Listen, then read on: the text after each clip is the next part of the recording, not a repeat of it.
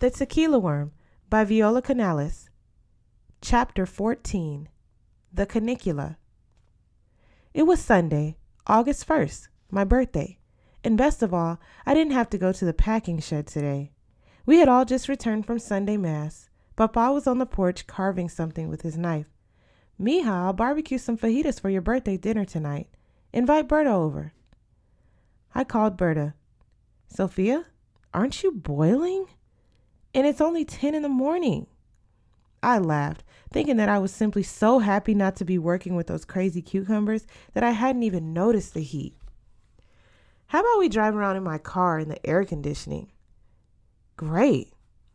Mama walked into the kitchen and started opening all the drawers, then the cupboards. What are you looking for? I said. The keys to the cedar chest, she said, opening the stove. You're looking in the stove? It's the canicula, she said as she opened the refrigerator door.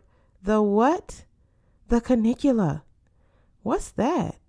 I'd heard the word before.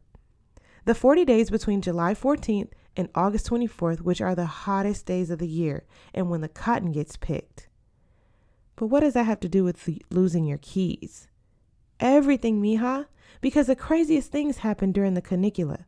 But to this day, I still don't know whether the canicula makes people crazy so they do crazy things, or whether it makes things crazy to make them crazy. Mama, now that's crazy, I said. See, the canicula is getting to you too. Your eyes are rolling like a locas. Lucy and I started helping her look for the keys, sweat dripping down our faces. Mama, what do you want from the chest? I asked.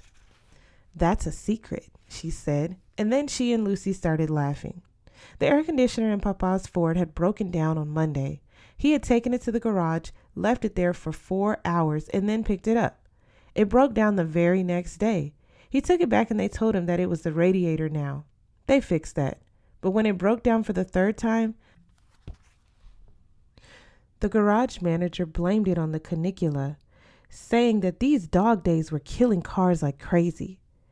I worried whether Papa's Ford would even make it all the way to Austin and back when it finally came to take me to school. I kept looking for Mama's keys while Lucy left to buy pan dulce at the panaderia. She came home with a big bag. She opened it, peered inside, and then frowned. What? She said, taking out gingerbread, cochinito after cochinito. Why did you buy so many pigs? I said. That's the thing. I didn't even pick one. I picked everyone's favorite pan dulce. And look here, 15 cochinitos. The canicula, Mama said. Don't even bother going back to exchange them. After Berta found Mama's keys under a carton of eggs on top of the refrigerator, we dropped Mama off at the abuelito's even hotter house, and then Berta, Lucy, and I kept driving around just to keep cool. I pointed to a temperature sign flashing 114 degrees. We drove 2 blocks, and I pointed to another flashing 118 degrees. 2 blocks, and there's a difference of 4 whole degrees. Is that crazy or what? I said, now rubbing my eyes and thinking of the green fields at St. Luke's. Do you want to keep driving around or do you want to go to Walmart? Asked Berta as she turned the corner. Walmart? We went there last night. Sophia, you know people here don't go to Walmart to buy things. It's an extension of their homes, but with cool air and colorful things to see. And that's where the comadres have started going to meet and talk. Like you go to the library for books, they go to Walmart.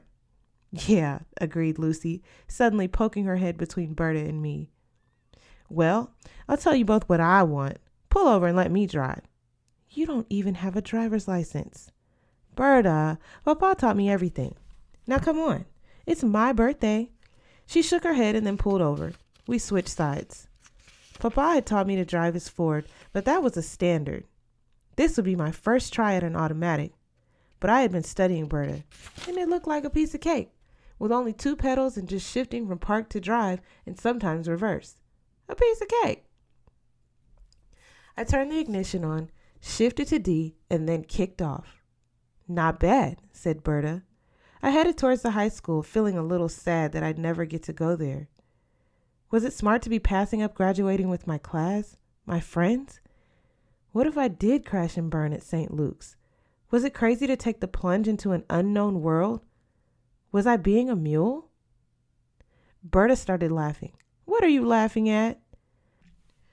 I said as we passed Mackay, and then the purple and gold water tower with the fierce Mackay bulldog painted on it. The other day, Beto told me about how he used to drive his friends around in that old car of his. And when it was over 100 degrees outside, right when he caught sight of Mackay, he'd give a sharp whistle and everyone would roll up their windows. Why? So that people would think they were so cool with the air conditioner on. That jalopy that jerked and cracked like a firecracker? The very same one. And you know what? What? Beto told me he thinks you're pretty. Lucy started making kissing sounds. God, I'm so glad I'm getting away from here, and especially from you two locas, I said as I headed down 23rd Street toward the church. We could see waves of heat rising from the hot asphalt like smoke. Do you remember your idea, Sophia, of wetting towels and draping them over our legs to keep cool at night? Berta said. Remember? Lucy and I still do it. And now that we're comadres, Berta, we have to get some of those paper fans that are stapled to those wooden sticks that the doctor uses to choke you and start fanning ourselves as we gossip and gossip, I said, driving past Navarro School where Berta and I had gone as kids. Can I do that too? Asked Lucy, her head still between Berta and me. I was going to say something funny or sarcastic, but then I caught a glimpse of Lucy's big bright eyes and realized that she was serious. Do what? Be a comadre with you and Berta. I looked at Berta and winked. Of course, I said, smiling, and your new comadres have a surprise for you. What? Lucy said. She almost climbed into the front with us. Berta looked at me, wondering. I pulled the car into the church parking grounds and turned it off. I leaned over and whispered into Berta's ear. She smiled. I pulled my seat back. I gently felt the pedals. Lucy, come sit with me. You're going to help me drive. Berta around. Lucy beamed. As we went around the church's parking lot for the 10th time with Lucy at the helm, she lit up more and more. She drives way better than you, Berta said. Then Berta went back to driving, but now with our new comadre Lucy sitting between us. Something so simple as letting Lucy steer meant the whole world to her. I had to remember to jot that down in the notebook Tia Petra had given me. Hey, said Lucy, will you and Berta help me plan my quinceañera? You're barely 10, I said. Hooray, Lucy, said Berta. It's never too early to start. Of course I'll help you. And here's some important advice. Forget getting any help from Sophia on this. She's great at bugs, books, soccer, and crazy things, but I want Sophia to be my maid of honor, Lucy said. Whatever you want. Do you have a boyfriend too? I said. Maybe I can get Noe to be my boyfriend. Berta and I started laughing. Okay, I said, you work on that. And while I'm away at school, I want you to spend time with your comadre planning and be sure to write me about it. Okay, can we make our quinceañera dresses just like you and Berta made your school dresses? Sure, whatever you want, I said, kissing Lucy's forehead. Sophia, when are you planning to pack? You leave soon, said Berta. I sighed. I know. The thought of packing scared me. I just didn't feel ready to go. When we finally returned to the Abuelito's house, we found Mama and Abuelita sitting at the big round kitchen table drinking hot coffee and admiring a blue ceramic well. It's for the Christmas nacimiento this year, Abuelita said. And Sophia, you will be the Christmas madrina. It was too hot to pay attention. Mama, how can you stand this heat? I said, opening the freezer door and sticking my head inside. Do you think it'll ever rain? As a child, Mama said, I'd stand saints on their heads to try making it rain. But the best thing for keeping cool was getting my father to buy a big block of ice at the ice store. I used the metal ice scraper we bought in Mexico to go back and forth on the ice block until I got enough shaved ice for 10 raspas. For syrup, I used an extra sweet pitcher of red hibiscus water. We kissed the abuelitas goodbye, got back into Berta's car, and headed to the raspa stand on 23rd Street. As we sat outside the stand at a lime green table under a bright blue tarp, the sun slowly began to set. The rainbow raspa felt cool and refreshing on my tongue. Girls, the canicula isn't really that bad, and it's only for 40 days, Mama said. And sitting here eating an ice-cold raspa, watching the sunset, is actually rather nice, especially compared to what the canicula meant when I was your age. Then it was being out in the blazing sun, picking cotton. Your papa and I did that for many years growing up. A young boy dropped his 3 just-bought cherry raspas on the hot pavement. It's the canicula, I said, and gave him a crisp $1 for new ones. A cucumber $1 I'd earned at the packing shed. When we got home, we found Papa out in the backyard standing beside his grill. Nobody could beat Papa's fajitas. Mama went into the kitchen and started conjuring up a stack of flour tortillas and chili salsa. She made a batch of refried beans and saved a bowl of whole beans for Papa and me. After a glorious fajita fest, Lucy came in carrying a round chocolate cake with 15 candles blazing. She and Berta had secretly baked it at Berta's house. Papa grabbed his guitar and they all stood around me singing Las Mañanitas. I closed my eyes, made my secret wish, and then blew out all the candles with one big puff. After the clapping and double servings of cake, Mama reached on top of the refrigerator and grabbed the carton of eggs. Here, Sophia, this is your birthday present from all of us. Thank you, I said as I took the carton. Everybody started laughing. Open it, Comadre Sofia, Lucy said, kneeling on her chair. Papa and Mama were standing next to me, their arms around each other. Inside, I found 12 cascarones. Well, thank you, I said, smiling. Sophia, Lucy pointed, look at those 4. Those are your presents. Open them. I took the one at the corner. It was bright yellow with a drawing of 2 people at a sewing machine. I turned the egg and found a drawing of 5 stick people in a car. That's for me, said Berta, smiling. Do you want me to crack it on your head? I asked, remembering the mustard-filled cascaron she had smashed on my head many Easters before. No, they were all laughing. Break it over your cake plate, but carefully. I took the egg, cracked it around the top, hitting it on the edge of the plate. I pulled off the shell pieces. A small plastic box on a keychain fell into the plate. I picked it up. Look inside, but pointed at the light, Berta said. I took the box and peered through the small hole at the end, pointing the other end at the light bulb. I started to laugh. It was the picture of Mama and me dancing at Berta's quinceañera. It's like you and your Mama dancing on the big drive-in screen, said Berta. And do you know what the 2 drawings on the cascaron are? I smiled and shook my head. One is of you and me at the sewing machine, making your school dresses. The other? Well, I finally got your papa and mama to agree to use my car to take you up to Austin, and I'm going too.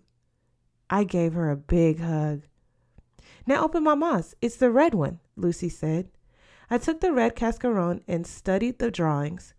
One was of my shirt with the Holy Host inside the pocket. The other was of Berta and me biting and kicking each other over a candy bar. I cracked the egg, peeled it open, and pulled out a greenish rosary. It glows in the dark, Mama said. And I made it myself. Thank God and the Virgin that I finally found the keys to my chest, for I was secretly hiding it there. It's for your home altar at school, and I thought you'd like a glow-in-the-dark one since I remembered how you and your papa went through all that mess and trouble, catching all those poor fireflies and smearing them all over your face and arms, just to glow in the dark. Mama, thanks. I glanced at Berta, who was biting her lip to keep from cracking up. Papa is next. Lucy gave me the blue one with the silver stars and the yellow paper crown. It had 2 drawings, one of Papa and me cleaning beans, the other of Lucy and me coloring eggs on the porch. A small wooden figure fell out. Do you know who she is? Papa said, smiling. I finally finished carving her this morning. I looked more closely. Is it a saint? I turned it around. It's not just any saint, mija. It's your saint, Saint Sophia. Remember, we named you after Saint Sophia since you chose to be born on her feast day, August 1st. Thank you, Papa. But, mija, I want you to always remember, and especially when you're far away at school, that Saint Sophia represents the gift of divine wisdom. Take her with you so that you can marry divine wisdom with everything you do. Now mine, said Lucy, jumping up and down and handing me the green casqueron. Now, Comadre Lucy, I said. It's not a real egg this time, is it? No, she said, beaming. Is that the three comadres in Bertha's car? I pointed to the black crayon drawing on the egg. Yes, and I'm the one driving, she whispered. I cracked it open and out fell 8 quarters. It's to buy candy at that school, Lucy said. I hugged her hard, knowing it was all the money she had saved up in her pink Barbie bank. I started to cry. Then Papa touched my shoulder and handed me his guitar. He whispered. I took the guitar and started to play Julia, the vowels he had just finished teaching me. Papa took Mama in his arms and waltzed her around the kitchen. Berta grabbed Lucy and they stumbled around, making it up as they went along. I played my heart out. After the vowels, Lucy raced up and smashed a casqueron on my head. Confetti flew everywhere as we ran around, breaking the rest of the casquerons on each other's heads. Later, after Berta had gone home and Mama and Lucy were praying the rosary in the other room, Papa came into the kitchen where I was strumming the guitar. I looked at him and thought, was it the crazy canicula that was making me wonder whether I should actually go away, now that everyone seems so happy for me? Mia, this is for you too, Papa said, handing me a casqueron painted to look like the globe of the world, with the sun, moon, and stars on the paper top. It's my secret casqueron, but don't open it now. Wait until later. I held it carefully. But when can I open it, Papa? Oh, you'll know, he said, smiling, and that little Saint Sophia will always be around to help you too. Good night, mija. He kissed me. I put the casqueron in my shirt pocket along with Saint Sophia. I now felt that I would never be alone, even far away from home, and that I could finally start packing. My birthday wish had come true.